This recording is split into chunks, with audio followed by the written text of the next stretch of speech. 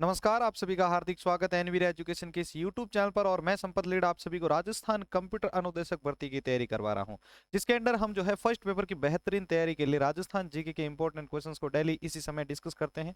अगर आपने इससे पहले की सीरीज नहीं देखी है तो इन सभी सीरीज को आप देखें, क्योंकि एग्जाम की दृष्टि से ये वेरी इंपॉर्टेंट है। अगर आप एग्जाम के लिए बेहतरीन तैयारी करना चाहते हैं तो इन सभी को पढ़ के जरूर जाइएगा, आई रिक्वेस्ट यू। ठीक है, चलिए साथियों शुरू करते हैं आज की इस क्लास को। तो आज की इस क्लास के अंदर हम शुरू कर रहे हैं 210वें प्रश्न से। तो प्रश्न संख्या 210 है, किस काल में मानव इतिहास की लिखित सामग्री पठनीय योग्य मिली है? किस काल में मानव इतिहास की लिखित सामग्री पठनीय योग्य मिली है? तो इस प्रश्न का उत्तर होगा ऐतिहासिक काल में। ऐतिहासिक काल में जो भी मानव इतिहास से संबंधित लिखित सामग्री मिली है वो पढ़ने योग्य है। ठीक है ना। आगे देखिए 211वां प्रश्न है, राजस्थान का प्रथम तिथि अंकित मंदिर शीतलेश्वर मंदिर किस जिले में है? तो इस प्रश्न का उत्तर होगा झालावाड़ जिले में। इसे कर्नल जेम्स टॉड द्वारा खोजा गया था, शीतलेश्वर महादेव मंदिर, जिसके ऊपर तिथि अंकित थी। आगे प्रश्न संख्या 212 है, धूलकोट नामक टीले का उत्खनन प्रायोगिक तौर पर किसके द्वारा किया गया था? धूलकोट नामक टीले का उत्खनन प्रायोगिक तौर पर किसके द्वारा किया गया था? तो इस प्रश्न का उत्तर होगा आर.सी. अग्रवाल के द्वारा। किसके द्वारा? आर.सी. अग्रवाल के द्वारा किया गया था। आगे है प्रश्न संख्या 214, के एन दीक्षिता के किस लेख में विराटनगर पर प्रकाश डाला गया है?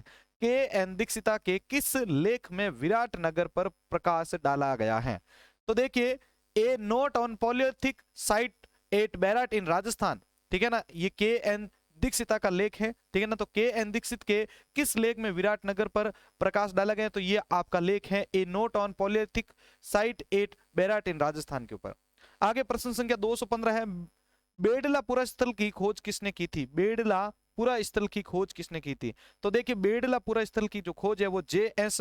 खड़गवाल एवं बी सिंधे ने की थी सन 1997-98 के बीच में। ठीक है ना। बेड़ला स्थल की जो खोज है जे.एस. खड़गवाल एवं बी सिंधे के द्वारा की गई थी। आगे देखिए, किस काल के लिए लेट स्टोन एज शब्द एच डी सांकलिया ने प्रयोग किया था? किस काल के लिए लेट स्टोन एज शब्द एच डी सांकलिया ने प्रयोग किया था? तो इस प्रश्न का उत्तर होगा माइक्रोलिथिकल काल के लिए। किसके लिए? माइक्रोलिथिकल काल के लिए। आगे प्रश्न संख्या 218 है, पूरा पाषाण काल की अवधि जिस भूवैज्ञानिक युग में संबंधित थी उसे क्या कहा जाता है? पूरा पाषाण काल की अवधि जिस भूवैज्ञानिक युग से संबंधित थी उसे क्या कहते हैं? प्लीस्टोनिस, प्लीस्टोसिन। ठीक है ना, प्लीस्टोसिन कहते हैं उसे। आगे प्रश्न संख्या 219 है, एस आर राव को चित्तौड़गढ़ जिले में कितने पूरा पाषाण स्थल मिले थे? एस आर राव को चित्तौड़गढ़ जिले में कितने पूरा पाषाण स्थल मिले हैं? तो इस प्रश्न का उत्तर होगा 6। एस आर राव को चित्तौड़गढ़ में 6 पूरा स्थल जो है पूरा पाषाण स्थल जो है मिले हैं। आगे है प्रश्न संख्या 220, निम्न पूरा पाषाण स्थलों में कौन कौन से स्थल शामिल हैं?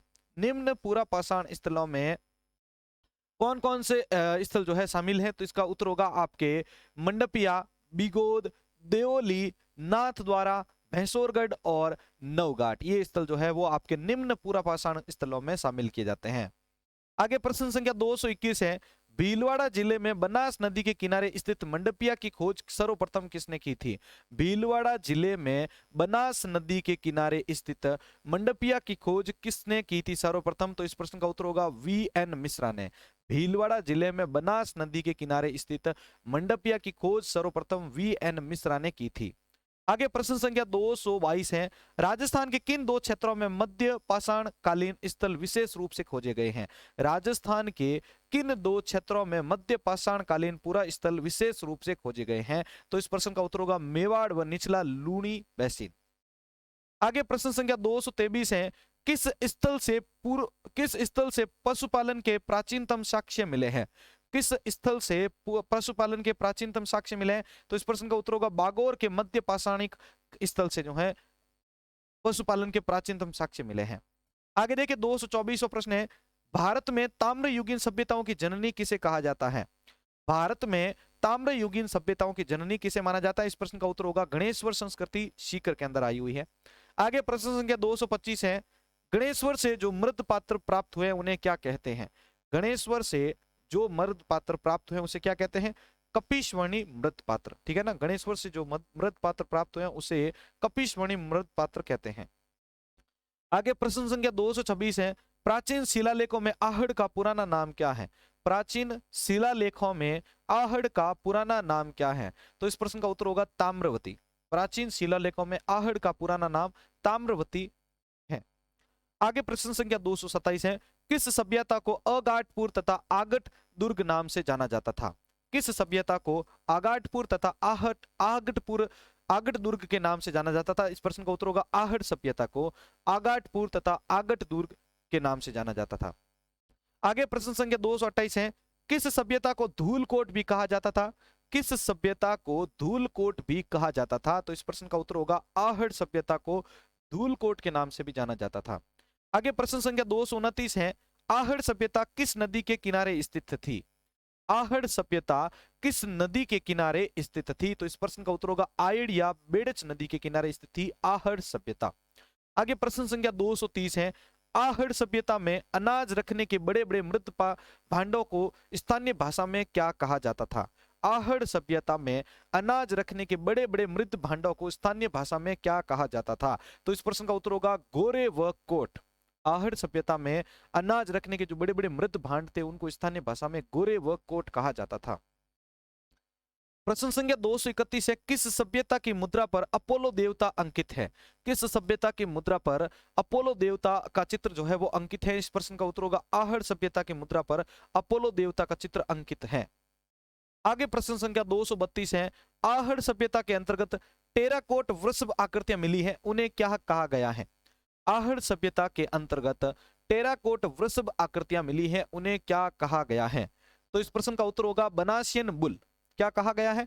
बनासियन बुल कहा गया है। आगे प्रश्न संख्या है 233, 10 सिर व 54 हाथ वाली सुगाली माता की प्रतिमा किस संग्रहालय में रखी हुई है? 10 सिर व 54 हाथ वाली सुगाली माता की प्रतिमा किस संग्रहालय में रखी हुई है? इस प्रश्न का उत्तर होगा श्री बांगड़ संग्रहालय पाली। श्री बांगड़ संग्रहालय पाली के अंदर 10 सिर व 54 हाथ वाली सुगाली माता की प्रतिमा संग्रहालय में रखी हुई है। आगे प्रश्न संख्या 234, रूपायन संस्थान कहां पर स्थित है? रूपायन संस्थान कहां पर स्थित है? बोरुंदा के अंदर स्थित है, जोधपुर के अंदर आता है ये। आगे है बिड़ला तकनीकी संग्रहालय कहां पर स्थित है?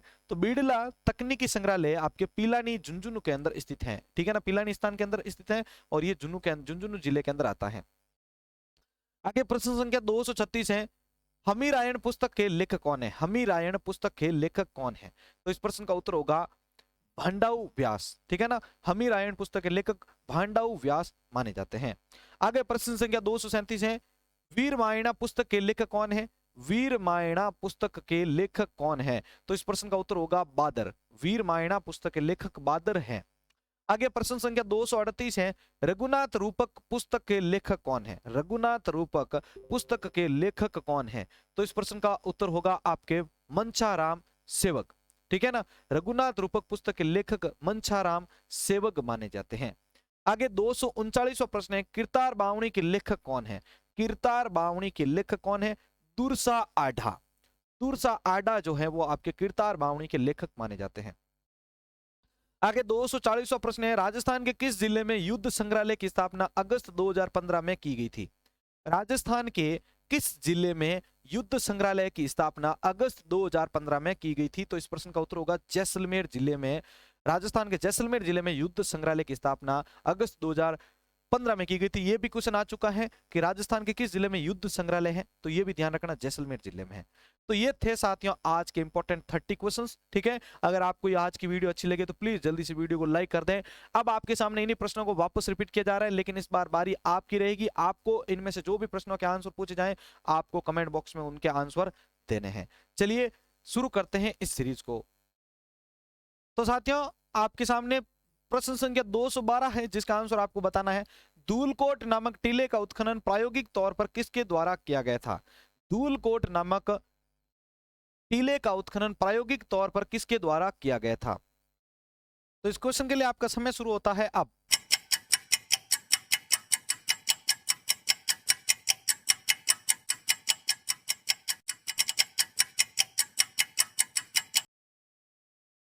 तो देखिए इस क्वेश्चन का आंसर आपके सामने लेके आ रहा हूं। धूलकोट नामक टीले का उत्खनन प्रायोगिक तौर पर किसके द्वारा किया गया था? आरसी अग्रवाल के द्वारा किया गया था। आगे वाला प्रश्न बढ़ते हैं। आगे वाला प्रश्न है आपके लिए, किस काल के लिए लेट स्टोन एज शब्द एच.डी. सांकलिया ने प्रयोग किया था? किस काल के लिए लेट स्टोन एज शब्द एच.डी. सांकलिया ने प्रयोग किया था?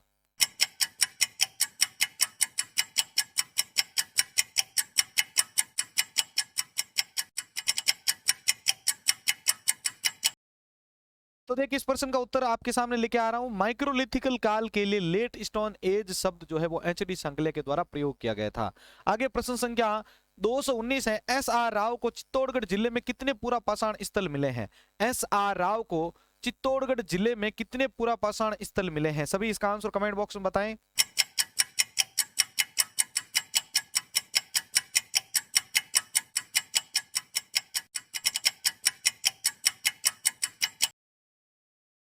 तो देखिए एस.आर. राव को चित्तौड़गढ़ जिले में कुल 6 जो है पूरा पाषाण स्थल जो है मिले हैं। 6 जो है चित्तौड़गढ़ में पूरा पाषाण स्थल मिले हैं एस.आर. राव को। आगे वाला प्रश्न आपके लिए है। भारत में ताम्रयुगीन सभ्यताओं की जननी किसे माना जाता है? इंपॉर्टेंट क्वेश्चन है। भारत में ताम्रयुगीन सभ्यताओं की जननी किसे माना जाता है?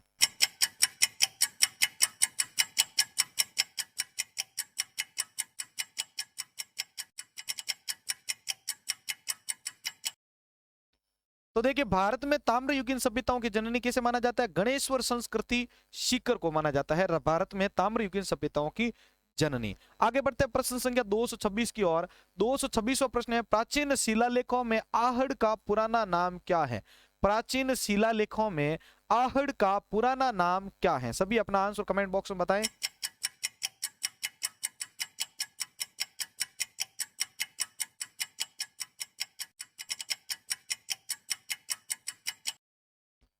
तो देखिए प्राचीन शिलालेखों में आहड़ का पुराना नाम क्या है? ताम्रवती। प्राचीन शिलालेखों में आहड़ का पुराना नाम ताम्रवती है। आगे नेक्स्ट प्रश्न है 228वां। किस सभ्यता को धूलकोट भी कहा जाता था? किस सभ्यता को धूलकोट भी कहा जाता था? जल्दी से आंसर कमेंट बॉक्स में बताएं।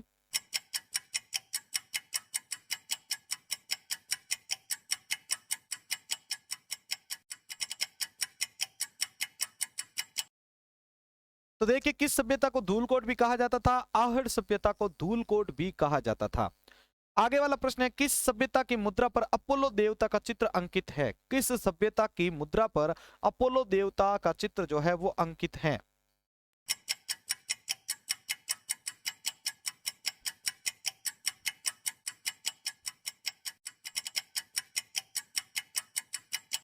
तो देखिए आपके सामने इस प्रश्न का उत्तर लेके आ रहा हूं। किस सभ्यता की मुद्रा पर अपोलो देवता का चित्र अंकित है? आहड़ सभ्यता की मुद्रा पर अपोलो देवता का चित्र अंकित है। आगे वाला प्रश्न है। रूपायन संस्थान कहां पर स्थित है? रूपायन संस्थान कहां पर स्थित है?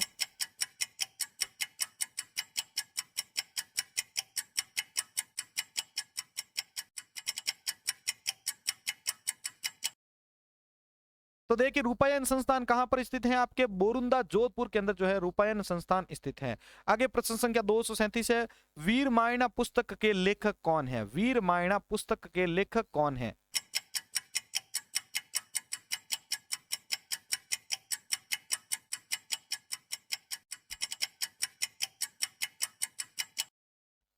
तो देखिए वीरमायणा पुस्तक के लेखक कौन है? वीरमायणा पुस्तक के जो लेखक है वो बादर माने जाते हैं।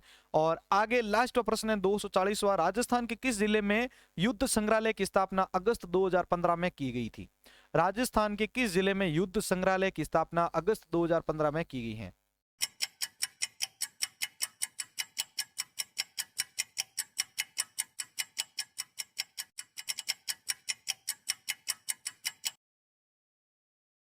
तो देखिए इस प्रश्न का उत्तर आपके सामने लेके आ रहा हूं। इस प्रश्न का आपके उत्तर होगा जैसलमेर जिले में युद्ध संग्रहालय की स्थापना अगस्त 2015 में की गई थी। तो ये थे साथियों आज के इंपॉर्टेंट क्वेश्चंस। अगर आपको ये आज का वीडियो अच्छा लगा है तो प्लीज जल्दी से लाइक कर दीजिए, अपने दोस्तों के साथ शेयर कर दीजिए और इसी प्रकार आप डेली हमारे चैनल के साथ जुड़ते रहें और इन वीडियोज को देखते रहें ताकि आप एग्जाम के लिए एक बेहतरीन तैयारी कर सकें। ठीक है, और सेकेंड पेपर की तैयारी के लिए आप हमारे चैनल पर सभी क्लासेस को जरूर विजिट करते रहें। इसी के साथ मैं संपत लेड़ा आप सभी से अलविदा लेता हूं। मिलते हैं एक और नई वीडियो के साथ। जय हिंद, जय भारत।